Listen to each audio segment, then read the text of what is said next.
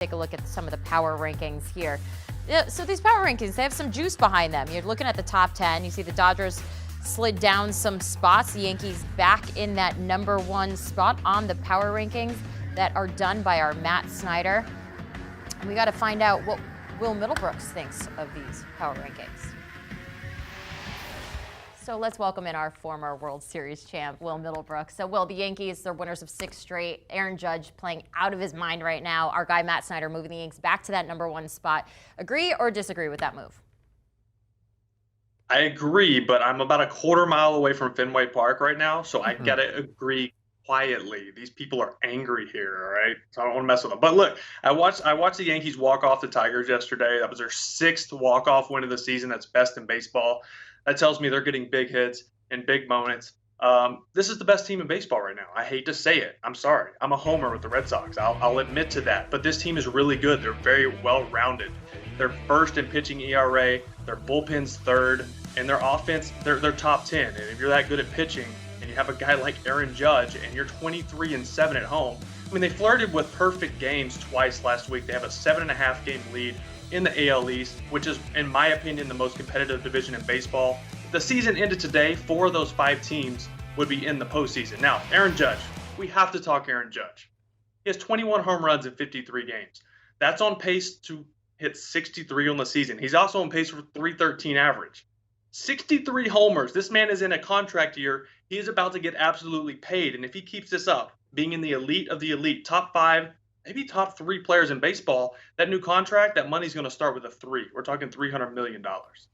That's a lot of money, and the team obviously having success at home. After the game, Rizzo said the more we dominate at home, the more the city is going to buzz. I know that from experience coming to New York and playing here. The lights shine brighter. The fans are into it. Definitely more intimidating when you're on the other side. You have guys like Aaron Judge doing what he's doing. It's incredible and fun for all Yankees fans. We're going to keep it in New York now. The Mets got the split with the Dodgers without their aces. The Mets now number 2 on the power ranks. Are they the second best team in the league right now? What do you think? I think it's a coin flip between them and the Dodgers. But yeah, I'll go with this. I like the Mets. Our producer Jack loves the Mets, so of course we're going to go with it here. This isn't your normal Mets team. They're hitting. They're holding leads late in the game with their bullpen. They're first in baseball in batting average and on base percentage. They're 3rd in runs per game. This is the Mets we're talking about. They're not supposed to do this. But their bullpen, like I said, they're ranked 3rd in the NL with a 3.3 ERA, which is very important when you consider they don't have Jacob deGrom. They lost Max Scherzer. They lost Tyler McGill. Now, Tyler McGill is coming back in the next week or 2. He just had a rehab start. They're hoping for Scherzer and deGrom to be back in July. So they're just going to continue to get better and hopefully not sputter out in the second half like they tend to do when they have a really good first half. They have an 8.5 game lead in the division right now. I really don't see them losing that this year. Yeah, we're going to keep it with the Mets right here. Of course, our producer Jack loving this team. They're heading out to San Diego to face the Padres tonight. San Diego kicked back a spot from 5 to 6 in the rankings. What are your expectations for this upcoming series?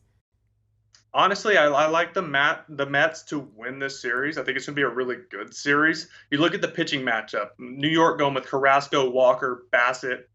And then for the Padres, you're going Snell, Darvish, Minaya. These are going to be very good matchups. The Mets offense is a lot better than the Padres offense. I think Mets pitching, if you're able to hold down Machado and Hosmer, you have a very good chance of controlling their offense. San Diego's just 20th in baseball in runs per game. They rely on pitching, which is 5th in team ERA across baseball. But like I said, the Mets offense, I think it's going to come down to that. The Mets offense is just that much better than San Diego. Mets first place in the NL. The Padres 2 games behind the Dodgers in the NL West. Now, I want to zero in on a team who's been rolling as of late, climbing up the power rankings. They're slow and steady. World Series champs, the Atlanta Braves. The Braves, they've won 5 in a row. Do you think that they're back on track after having that slow start? Yeah, they're back on track. I mean, really, let's look at the grand scheme of things here. There's only been 14 teams all time in the history of baseball to win back-to-back World Series. More times than not, teams are going to have a disappointing season because expectations are so high, or they sold high on players and dismantled the team. That's not the case with the Braves. They started the year without Freddie Freeman. They started the year without Ronald Acuna. Ronald Acuna's back.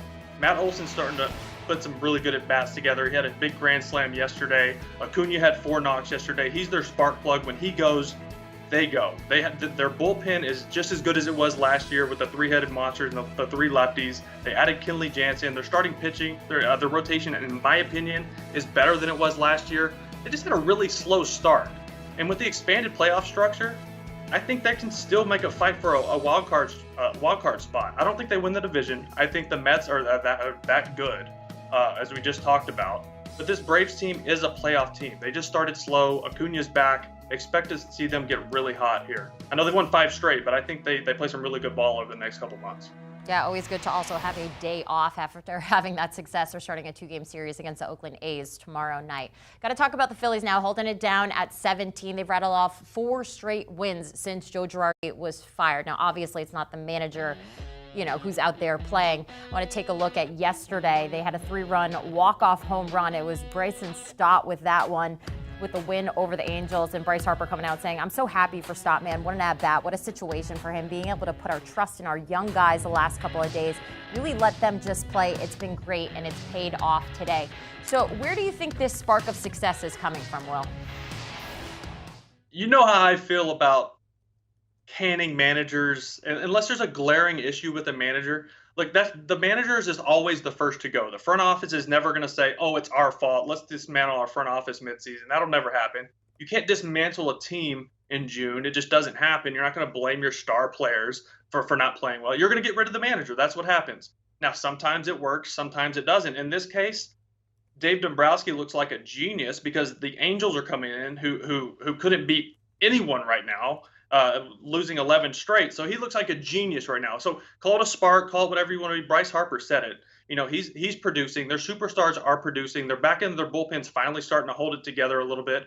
But 1 through 9, they're getting contributions from this team. And when a team starts to get hot, that's something you start to see. Bryce Harper, grand slam yesterday in the 8th to tie it up. They were down 5-0 at one point in that game. Then Bryson Stott, walk-off homer, is a rookie, young kid at the end of the lineup, putting together good at-bats as well. So this is a team that's starting to come together. Call it a spark, whatever you want to call it, from the new manager. Rob Thompson knows what he's doing over there. He's been in baseball for a long time. Phillies now 3rd in the NL East, starting a series against the Brewers tomorrow. So we got to talk about that Angels team. Yesterday, your good friend, CBS Sports senior social producer Danny Vietti tweeted out the following stat. The Los Angeles Angels were 24-13 exactly 3 weeks ago. They now have a losing record, 27-28. They've now lost 11 straight games. Now, this is a straight-up tailspin. So which team are they? They're down 10 spots from just 2 weeks ago in our rankings. What's going on there, Will? I don't think they're either of the teams that we've seen. I don't think they're as good as we saw in the first month, and they're obviously not as bad as they're playing over the last 2 weeks. Mike Trout's 0 for his last 26. That's the worst slump he's been in his entire career. He's struggled catching up to fastballs. He's struggled chasing outside the zone. Now, I think he's chasing, obviously, who he is, trying to do too much to get that offense going. Shohei Ohtani has not been as dominant as he was last year. Taylor Ward on the IL with a hammy, he's been a huge contributor this year to their offense.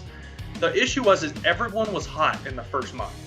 That's great at the time, but if you really look at the full season of things, that starts to worry you because there's no longevity in that. Guys don't stay that hot throughout the season. When they're all hot, you want like 2 or 3 guys here and there hot throughout the season, and then you look up and you have good numbers. Their pitching struggling as well. We talk about the offense. We talk about Trout and Ohtani and Ward and those guys not putting together numbers over the past couple weeks.